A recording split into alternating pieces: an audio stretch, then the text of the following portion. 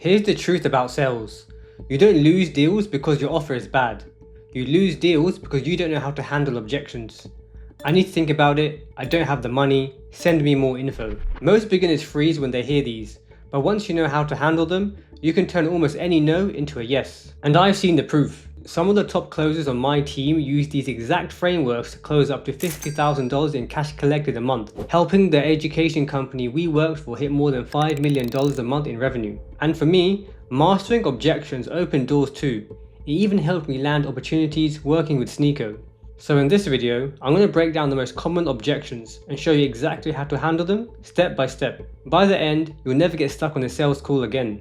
Let's jump in. In this module, we're going to break down the 3 big objections you'll face over and over again: fear and uncertainty, money, and logistics. And I'll show you exactly how to handle each one, calmly, confidently, and without sounding pushy. By the end of this training, you won't dread objections, you'll actually welcome them, because you'll know how to turn them into opportunities to build trust and close the deal. Let's dive in. Fear, doubt, and uncertainty. Let's be real. This is the part most people dread, but it's also where deals actually move forward. Now, we're talking about fear, and that includes doubt, hesitation, and uncertainty. It's all the same thing. Now here's the truth. This is the objection you hear the most when selling leads, because at the end of the day, you're asking someone to put real money into marketing, into a system they've maybe never trusted before, and it feels risky to them. When I first learned this, my sales mentor told me, 9 times out of 10, if someone gives me a fear-based objection, I can get them to say yes. I didn't believe him. I was skeptical, but once I started applying it for myself, I realized he was right. The key is not just memorizing a script, it's understanding how to think when you hear fear on a call. By the way, if you're new here and you want to see the exact scripts and frameworks I use for these objection handling methods, I've put them all inside my private school community. You'll find templates, word-for-word closes, and breakdowns you can use on your very next sales call. The link's below if you want to check it out, but for now, let's keep going. How fear shows up in lead generation. Fear usually hides behind logical excuses. You'll hear things like, this is a lot of money, it's too expensive, I don't like to rush into things, I've been burnt by agencies before, I need to check my numbers. None of these mean they don't have the money. What it usually means is they do have it, but they're scared to invest it and not see a return. Sometimes it shows up as endless questions you've already answered, like how long will it take? What if the leads aren't good? Will it work in my area? All of that is just a smokescreen. The real issue is fear of pulling the trigger. Where fear comes from. In lead generation, fear usually shows up in 3 main ways. Number 1, fear of you. This is when the prospect isn't sure you can actually deliver. Maybe you're new to the niche. Maybe they've never heard of your company before. They're thinking, is this person really going to send me qualified leads, or are they just another freelancer taking my money? Number 2, fear of themselves. This one's huge. It's not that they doubt your system, they believe it could work, but they don't trust their own sales process. They're thinking, even if you send me leads, will my team actually answer the phone? Will they follow up quickly enough? Do we have the sales skills to close these deals? In other words, they're afraid they'll waste the leads you give them. Number 3, fear of the offer. This happens when they've been burnt before. Maybe they paid an agency for cheap leads that went nowhere, or they bought a data list full of tire kickers and fake numbers. Now every new offer feels risky. They're wondering, is this going to be the same disappointment again? Sometimes it's not just one, it's a mix of all 3. They might be unsure about you, nervous about their own team, and scarred by past experiences. And your job? Figure out which fear is holding them back. Because once you know the root cause, you can deal with it directly instead of just fighting smokescreens. Clear the path first. Before you jump into handling fear, make sure the basics are covered. Can they actually afford the leads? Are you speaking with the decision maker? Is there anything obvious stopping them from moving forward today? Now the first 2 should have already been filtered out earlier when you built your cold email list. That's why we target businesses doing above certain revenue and why we only pull contacts with the right job titles or positions. If you haven't ticked those boxes, you'll end up wasting your breath with people who could never buy in the first place. The script. Here's how I frame it. Would it be fair to say that what you're really looking for here is certainty? Certainty that if you work with me and invest in these leads, you'll actually get the return you're hoping for. The moment they nod or agree, you're in. From there, you bring back what they said earlier. For example, you told me one roof replacement job brings in $5,000 a month. You told me referrals aren't enough anymore. So the only thing left is, are you ready to cross the bridge? The bridge analogy. I use this all the time. On one side of the bridge, where they are now. Inconsistent leads, relying on referrals, stressing about slow months. On the other side, what they told you they want. Predictable leads, book jobs, more revenue, more freedom. The bridge looks foggy, they can't see every step, but the only way across is to take that step. You could say something like, John, if you knew all you had to do was cross that bridge, I would be right there with you. Would you do it? Normalize the fear. Once they admit it's fear, you normalize it. You can say something like this. Look, it's supposed to feel scary. If it didn't, I'd be worried. Because that would mean you don't actually care about the outcome. Every business owner feels this before they commit. The ones who step through it, they grow.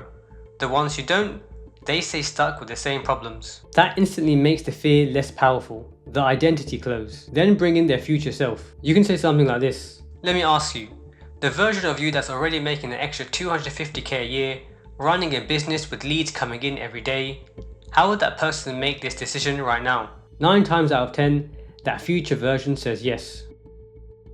From here, you either close the deal or deal with any last little objections. If they're qualified and the money's there, this works most of the time. If they don't say yes, it usually means they actually can't afford it, and that's fine. So practice this, role play it, get used to spotting fear quickly, because once you nail this, your close rate will skyrocket. Handling the money objection. Now let's talk about how to handle the money objection. This is one of the most common objections you'll hear. This usually comes after you've done everything else right.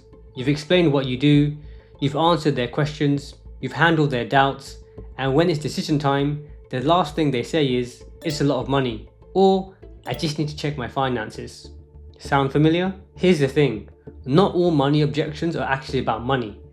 Sometimes it is, but most of the time it's really about fear. Step 1, diagnose it. You need to figure out which one it is. If they do have the money, but they're scared to spend it, that's not a money objection, that's fear. And you handle it with the fear framework we covered earlier. If they genuinely don't have the money right now, and they need to wait until they do, that's a true money objection. But here's the key.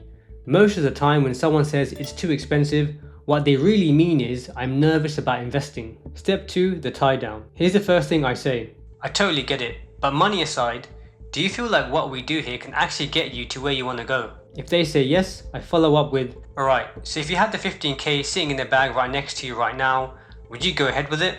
They'll usually say yes, and then I ask, okay, why would you do it if you had the money? What happens next is powerful. They'll start justifying it themselves. They'll list out all the reasons why they need this, why they know it will help, why they actually want it. And that's the gold, because they're selling themselves back into the deal. Step 3, reframe. Once they've done that, I reframe it like this. So would it be fair to say this isn't about whether you want to do it? It's more about the timing of the investment. If they say yes, you know the issue isn't belief. It's not that they don't think it will work. It's simply money logistics. Step 4, set the path. Now here's the difference with lead generation. We don't do payment plans. We're B2B, and we need ad spend flowing consistently. So instead of offering to split the cost, I set the path like this. That's totally fine. Let's do this. What I'll do is set you up so we're ready to go. And once you've moved the money around, we'll launch immediately. How soon do you think you'll be ready to go? This way you're keeping the deal alive, you're locking in intent, and you're setting a clear timeline, rather than letting it drift into maybe later. Step 5, clarify the numbers. Sometimes it's worth asking a direct question. You can say something like this. Out of curiosity, what sort of budget did you have in mind for something like this? If the figure is close to your pricing, you can adjust the volume, not cost. For example, you can say something like, no problem, we can start smaller, maybe a 10 to 25 lead trial, and build from there. That keeps your pricing firm, but makes the first step easier for them. The big lesson? At the end of the day, handling objections isn't about convincing broke businesses to spend money they don't have. It's about diagnosing whether it's really money or actually fear, getting them to confirm they believe in what you do, and then setting a clear, no-nonsense path forward. Because here's the truth, if they're a serious business making 30k plus a month, they do have the money. They just need the confidence to spend it, and your job is to help them get there. Now let's talk about logistics. This one's probably going to be the shortest training in the whole sales section, because honestly, it's the easiest objection to handle. Here's the thing, don't overcomplicate it. If you've already handled fear and money, and the person genuinely wants to move forward, but they just need to move some money around, wait for payment to clear, or double check something with their accountant, that's a logistics objection. And here's how you deal with it. First, get clarity on their next move. Ask them directly, what do you need to sort out on your end before we can get started? That way you know exactly what's holding them up. Second, lock in a follow-up call. This is a big one. Never leave it open-ended. If they say, I'll be ready once X is sorted, reply with, perfect. Let's book in a quick call for this time and date to get everything finalized. That way you've got a firm slot in the diary and they know you'll be expecting them. This is crucial. Never end a call with "okay, speak soon." You'll lose all momentum. Always tie it to a clear action plan with a set follow-up date. There's no script for this one. It's just about being confident, clear and practical.